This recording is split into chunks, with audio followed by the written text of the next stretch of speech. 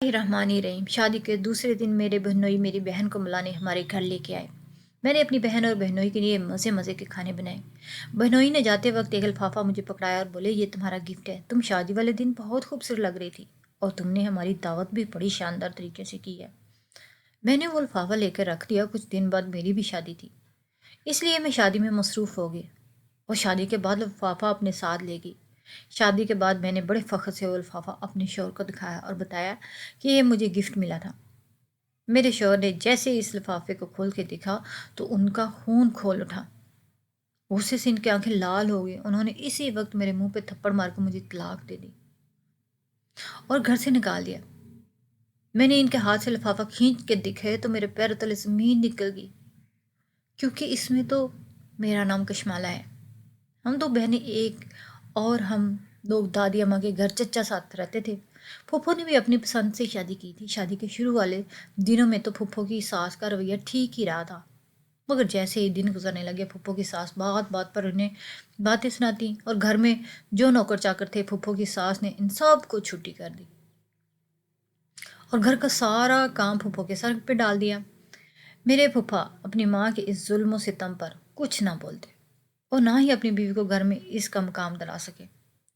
शादी को 2 दिन ही गुजरे थे और फुफ्फो की सास ने अपना आप दिखाना शुरू कर दिया। जब रिश्ते लेने के लिए आए थे तब उन्होंने देखकर ऐसा लगता था कि इस औरत जैसी नफीस और खुश अखलाक औरत कहीं दुनिया में नहीं मिलेगी। इस वक्त इनकी बातों से तो एक लहजे से शहद टिपक रहा था। उन्होंने इतनी मीठी ज़बान इस्तेमाल की, अब्बा चाचा और दादी अम्मा घर में सभी लोग बहुत खुश थे। फूफो की पसंद को सब दाद दे रहे थे, मगर किसी ने ये नहीं सोचा था कि झट मंगनी और पट ब्याह वाले रिश्तों में कोई ना कोई ज़रूर वजह होती है, और वो जो औरत दिख रही थी वो है नहीं थी। उसके अखलाक को देखकर सब लोग इत्मीनान से बैठ गए। अचानक चाची ने फूफो से कहा, शर्मीन तुमने तो बड़ा हाथ मारा है, कि ना नादायन दिखा के लड़के को फंसा होगा। अम्मा ने चाची को टोकर कहा, बस कर दें, इसकी खुशी में खुश नहीं हो सकती तो बातें बताने की ज़रूरत नहीं है। चच्ची से यह सब बर्दाश्त ना हुआ और चच्ची लगी ड्रामे करने। हाय हाय, मैंने कौन सा अपनी नंद की दुश्मन हूँ, मैंने तो ऐसी बात कर दी। और भाभी तुम तो मेरे पीछे ही पड़ गई। इस पे चचा ने कहा, अब लड़ना बस कर दो और जाकर बच्चों को देखो वो क्या कर रहे हैं। चच्ची बुड़बुड़ाती हुई कमरे से निकल गई। फूफो की सास शादी की तारीख तय करने के लिए बस जिद थी और फिर सब की रजामंदी से तारीख तय होगी। फूफो चंद दिनों में ही ससुराल रुखसत होकर चली गई। और जब शादी के बाद फूफो को लेने गए तो उनकी सास ने यह कह के जवाब दे दिया कि जब बहनी बेटियां ब्याह दी जाती हैं ना तो उनको घर बसाने देने चाहिए, ना कि उनके पीछे ऐसे चले आते हैं कि अब के वो कैसी होगी, सास का रवैया कैसा होगा, मियाँ उसको कहीं घुमाने लेके गए कि नहीं, अभी तक घर में ही कैद करके रखा हुआ है। फूफो की सास के इस बदले हुए रवैये को देखकर सब परेशान हो गए। अम्मा ने कहा, देखे बहन, आप गलत समझ रही हैं। शादी को अभी दिन ही कितने हुए हैं। इन दिनों में तो लड़की को अपने घर वालों की बहुत याद आती है, और आप भी तो एक औरत हैं, ये वक्त आपने भी देखा हुआ है। इसलिए आपको चाहिए कि समझें बात को। इतना कहना था और फूफो की सास आपे से बाहर होगी। कहने लगी, अब तुम मुझे बताओगी कि मुझे क्या करना है और क्या नहीं। जाओ बीबी, अपने घर का रास्ता लो, और अगर इतनी ही मोहब्बत है तो इसे अभी और इसी वक्त अपने साल दे जाओ। मेरे बेटे को कमी नहीं है लड़कियों की। फौजी ने कहा, बहन जी आप गुस्सा ना करें, हम चले जाते हैं, बस एक दफ़ा हमें हमारी बहन से तो मिल लेने दीजिए। फिर फूफा भी आ गए और फूफो की सास ने गरजदार आवाज़ में कहा, तुम इस वक्त घर क्या लेने आ गए। फूफा सर झुकाए खड़े थे। इस वक्त अब्बा और दादी को समझ आ गई कि इस घर में इस औरत की चलती है, जबकि घर तब बसते हैं जब इस घर में मर्द को चलाता है। इस घर की बुनियाद बहुत कमज़ोर थी, खासकर जब ऐसी औरत हो जो दूसरों की बहन बेटियों को गुलाम समझकर ब्याह कर लाती हूँ। दादी से यह सब बर्दाश्त नहीं हो रहा था। उन्होंने कहा कि हमने बेटी ब्याई है, खुदा न खास्ता आपको बेटी बेची तो नहीं है कि आप जो हमसे मिलने का हक भी छीन रहे हैं। अब्बा ने दादी को समझाया कि अभी जोश से नहीं, होश से काम लेने का वक्त है, चलें घर चलते हैं। और फिर हम सब घर आ गए और किसी को भी फुफ्फू से मिलने नहीं दिया गया। दादी का रो रो के बुरा हाल हो गया। दादी खुद को कोसने लगी कि मेरा कसूर है, मुझे चाहिए था कि इन्हें इसी वक्त रिश्ते के लिए हाँ ना करती, कुछ वक्त लेती और इनके बारे में छानबीन लाजमी करती। मगर मेरी अक्ल पर पर्दे पड़े हुए थे। میری پھول جیسی بیٹی کو کیسے لوگوں نے ہاتھوں میں لے لیا۔ ابا نے بہت سمجھایا کہ آپ پریشان نہ ہو، سب ٹھیک ہو جائے گا۔ دیکھیے گا جیسے جیسے وقت گزرے گا میری بہن ان لوگوں کے دلوں میں جگہ بنا لے گی۔ میری بہن بہت سمجھدار ہے۔ دادی نے روتے ہوئے کہا، اللہ کرے ایسا ہی ہو۔ اس دن کے بعد تو ابا اور چچا نے بہت کوشش کی پھپھو سے رابطہ ہو اور کسی طرح ان کی خیر و خیریت مل سکے، مگر کوئی راہ نہ ملی۔ وقت یوں ہی گزرتا گیا۔ پھپھو نے ایک بار اپنے سسرال والوں سے چھپ کر اماں کو کال کی اور خوشخبری دی کہ وہ امید سے ہیں۔ اماں بہت خوش ہوئیں۔ اماں نے کہا کہ ہم سب تمہارے لیے بہت فکر مند ہیں، ابھی بھی کچھ نہیں بگڑا، اگر تم کہو تو ہم تمہیں لینے آ جائیں۔ پھپھو نے کہا، آپ پریشان نہ ہوں، میں ٹھیک ہوں، اماں کو بھی تسلی دیجیے گا، میں آپ سب سے ملنے لازمی آؤں گی۔ اور پھر کال کاٹ دی۔ دادی نے کہا، مجھ سے بات تو کرو، میں اپنی بیٹی کی آواز سننا چاہتی ہوں۔ وہ ٹھیک بھی ہے کہ نہیں؟ اماں نے کہا، وہ بالکل ٹھیک ہے اور جلد آنے کا کہا ہے اور آپ کے لیے خوشخبری ہے، آپ نانی بننے والی ہیں۔ اور پھر دادی اپنی بیٹی کے لیے دعائیں کرنے لگی۔ وہاں کھڑی چچی نے موقع نہ دیکھا کہ خوشی کی خبر ہے، الٹا پھپھو کے معاملے کو مزید بگاڑ کر کہنے لگی کہ اب پچھتانے اور سر پیٹنے سے کیا فائدہ، اب وہ لوگ جیسے بھی ہیں ان کے ساتھ گزارا کرنا ہوگا، وہی اس کا گھر ہے، اور اب جیے یا مرے ہمارا اس سے کوئی تعلق نہیں۔ تب چچا نے چچی کے منہ پہ زوردار تھپڑ مارا اور کہا، اگر کچھ اچھا نہیں بول سکتی تو برا کہنے کی بھی تمہیں کوئی حق نہیں ہے، دفع ہو جاؤ اپنے کمرے میں۔ چچی کی باتیں سن کر دادی کی طبیعت مزید بگڑ گئی۔ ٹینشن کی وجہ سے ان کا بی پی ہائی ہو گیا۔ شام کو دادی کی طبیعت سنبھلی تو ابا نے گھر میں سب سے کہا، کوئی اونچی آواز میں بھی نہ بولے گا بھی، اور نہ ہی کوئی پریشانی والی بات کیجیے گا۔ چچا نے ابا سے کہا کہ شرمین سے ملنا ہوگا، اماں کی طبیعت شرمین سے ملنے سے ہی بہتر ہوگی۔ اماں نے اس کی بہت ٹینشن لی ہوئی ہے۔ ابا نے کہا کہ کیا کریں، اب جس نمبر سے اس نے کال کی ہے وہ نمبر بند ہے۔ پھر چچا نے کہا، کچھ دن دیکھ لیتے ہیں، اگر وہ لوگ شمین کو ملنے کے لیے لے آئیں تو ٹھیک ہے، ورنہ ہمیں کوئی فیصلہ لینا ہوگا، ہم اسے اس طرح نہیں چھوڑ سکتے۔ پھر کچھ دن بعد اچانک پھپھو ملنے آ گئی۔ ہم سب بہت خوش تھے، دادی بھی پھپھو کو دیکھ کے ٹھیک ہی ہو گئی تھی اور پھپھو کے صدقے واری جا رہی تھی۔ جب چچی نے حسب عادت کہا، لو جی شروع ہو گئے ان لوگوں کا ناٹک۔ اس سے پہلے چچا کچھ کہتے چاچی خود ہی اندر چلے گی۔ وہ بہت کمزور لگ رہی تھی اور چہرے پر پہلے جیسی رونق بھی تھی، ایسے لگ رہا تھا جیسے اپنے فیصلے پہ پچھتا رہی ہوں۔ جب کھانا کھا کے فارغ ہوئی اور اماں سب کے لیے چائے بنا رہی تھی تب پھپھو کچن کی طرف آ گئیں۔ اماں نے پھپھو سے کہا کہ سب ٹھیک ہے نا؟ پھپھو نے چہرے پہ پھیکی سی مسکان کے ساتھ کہا، جی سب ٹھیک ہے۔ اماں نے کہا، اگر کچھ مسئلہ ہے تو تم مجھے بتاؤ، ہم سب مل کر کوئی نہ کوئی حل ڈھونڈ لیں گے۔ تبھی چچی نے کہا، دکھ سکھ بعد میں کر لیجیے گا، سب چائے کا انتظار کریں۔ شام کو پھپھا ہمارے گھر آئے تو دادی نے پھپھا سے کہا کہ تم کچھ دنوں کے لیے میری بیٹی کو ہمارے پاس چھوڑ جاؤ۔ تب پھپھا نے بڑے سخت لہجے میں کہا، اتنا کافی نہیں ہے کہ میں اسے آپ سے ملنے کے لیے لے آیا ہوں، اب اس سے زیادہ کی امید مت رکھیے گا۔ اور پھپھو کو ساتھ لے گئے۔ کبھی کبھار پھپھو سے فون سے بات ہو جاتی اور ان کی ساس انہیں دن رات تنگ کرتی رہتی، لیکن پھپھو کی ساس شروع سے انہیں ناپسند کرتی تھی، انہوں نے ایک بے زبان بہو چاہیے تھی۔ پھر کچھ دن بعد پھپھو اپنی ساس سے اتنی زور کی لڑائی ہوئی کہ پھپھو کی ساس انہیں گھر سے نکال رہی تھی۔ تب اچانک اوپر سے پھپھا بھی آ گئی اور کہا کہ یہ میری بیوی ہے، کوئی زر خرید غلام نہیں، شادی کے پہلے دن سے لے کر اب تک آپ نے اسے ملازموں کی طرح کام کروایا، جو آپ کہتی ہیں وہ چپ چاپ کر رہی ہے، کبھی سوال نہیں کیا، اور اس نے صلے میں آپ سے کچھ بھی نہیں مانگا تھا۔ پھپھو کا اس طرح اپنی بیوی کے حق میں بولنا پھپھو کی ساس سے برداشت نہ ہو سکا اور کہنے لگی، تم میرے بیٹے ہو، تم نے تو کبھی میرے سامنے آنکھ تک نہیں اٹھائی اور آج زبان چلا رہے ہو، وہ بھی اس 2 ٹکے کی لڑکی کی خاطر۔ پھپھو کی ساس نے کہا، بس اب بہت ہوا، تم ابھی اور اسی وقت اسے طلاق دے دو۔ پھپھا نے کہا، میں ایسا کچھ نہیں کروں گا۔ انہوں نے کہا، ٹھیک ہے نہ کرو، پھر میں بھی اس کا وہ حشر کروں گی کہ تم کسی کو منہ دکھانے کے قابل نہیں رہو گے۔ تب پھپھا نے کہا، آپ جو کر سکتے ہیں کر لیں، اور وہ پھپھو کو لے کر ہمارے پاس آ گئے۔ دادی کی طبیعت بہت خراب تھی، وہ اپنی آخری سانسیں لے رہی تھی۔ پھپھو کو یوں اچانک سے دیکھ کر ان کے چہرے پہ ایک مسکان آئی اور پھر دنیا سے چلی گئیں۔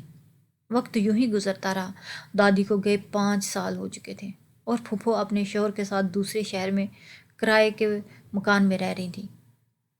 وہ کبھی کبھار آ کر مل جاتی، سب اپنی اپنی زندگیوں میں مصروف تھے اور میری بہن کالج جاتی تھی۔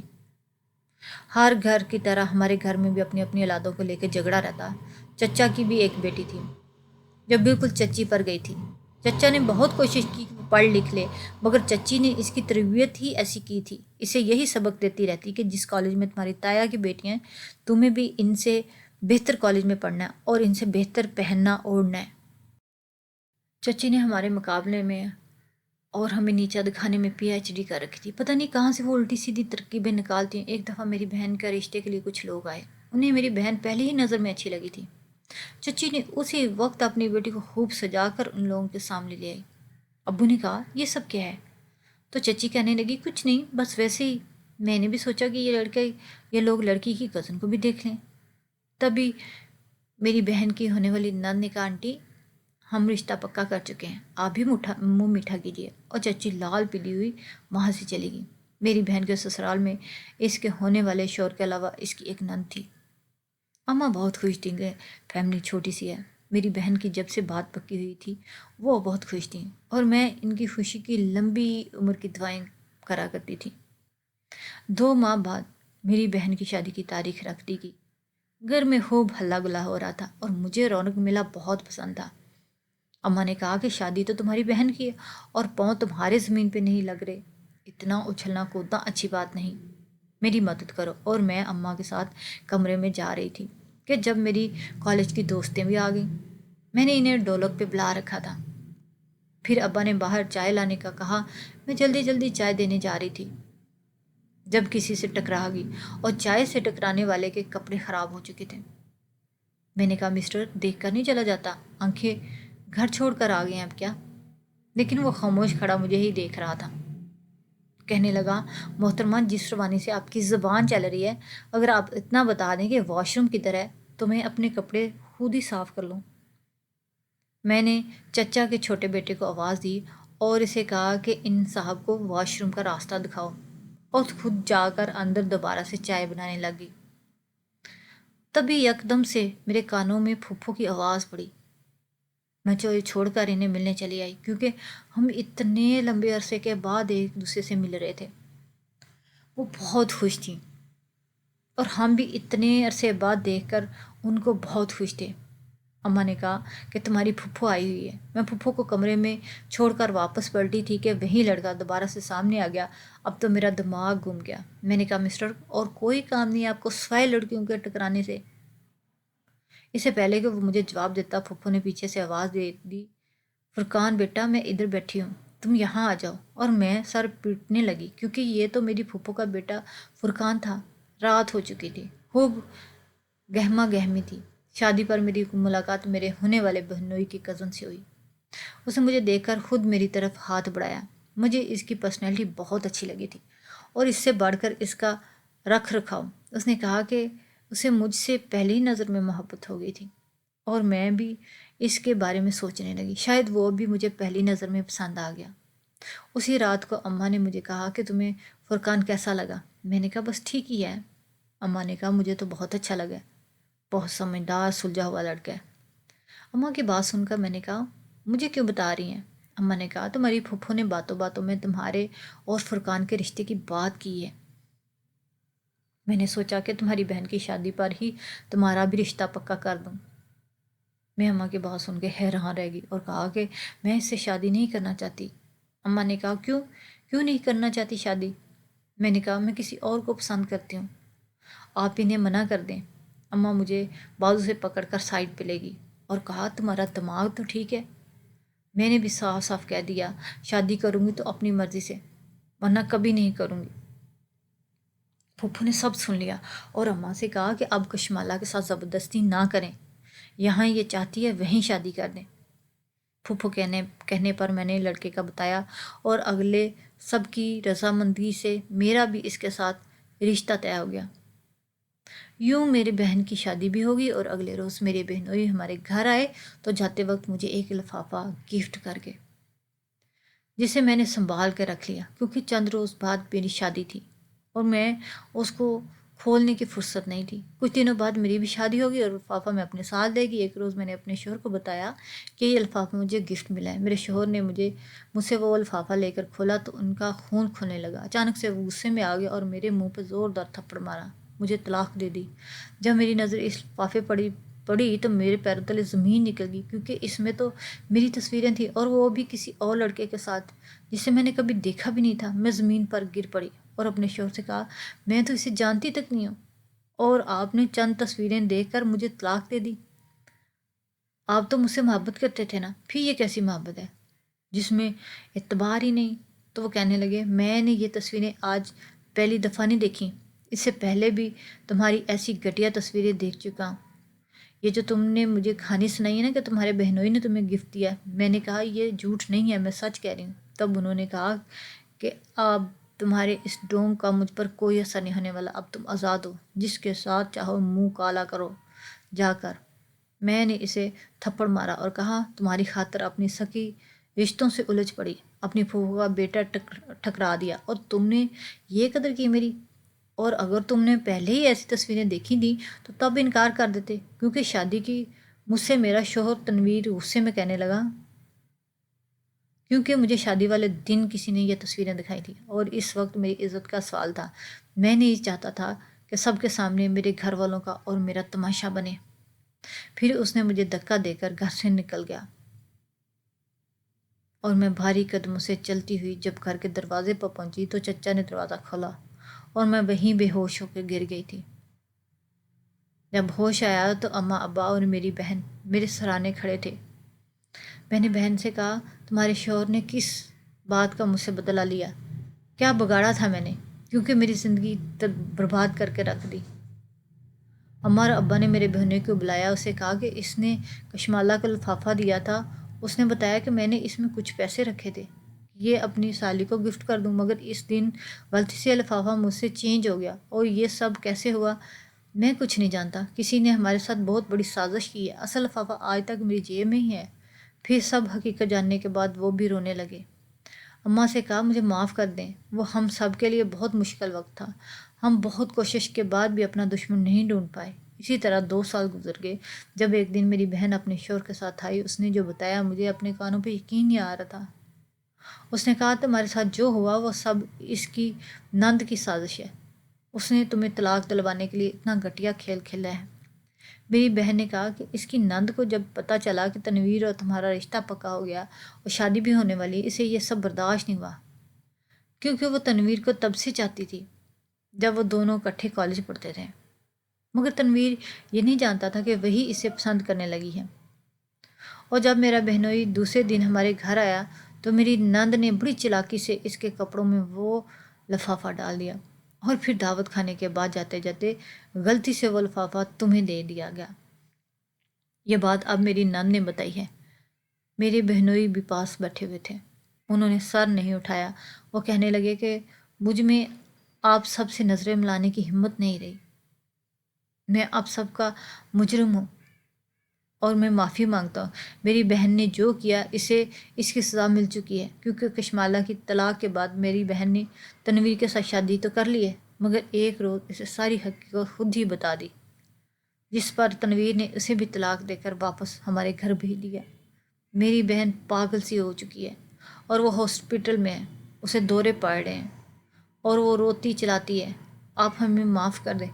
میں نے کہا، بھائی آپ کا اس میں کوئی قصور نہیں، آپ کی بہن کو میں معاف نہیں کروں گی۔ ابا نے انہیں سب کچھ بتا دیا۔ پھوپھو نے کہا کہ انسان کو جب تک ٹھوکر نہ لگے وہ سنبھلتا نہیں ہے، اور جو کچھ ہوا یہ اس کا نصیب تھا، مگر اب ساری پچھلی باتیں بھلا کر میں آپ سے اپنے بیٹے فرقان کے لیے کشمالہ کا ہاتھ مانگتی ہوں، اور پھر کچھ عرصے بعد میری شادی فرقان سے ہوگی۔ میرا شوہر بہت اچھا ہے، وہ میرا بہت خیال رکھتا ہے، میں پھپھو کی بہت عزت کرتی ہوں۔ آج وقت نے مجھے کچھ سکھا دیا، جو فیصلے ماں باپ اپنی اولاد کے لیے کرتے ہیں وہی بہتر ہوتے ہیں، اور ہمیں چاہیے کہ ہمیں اپنی زندگی کا یہ اہم فیصلہ اپنے ماں باپ پہ چھوڑ دینا چاہیے۔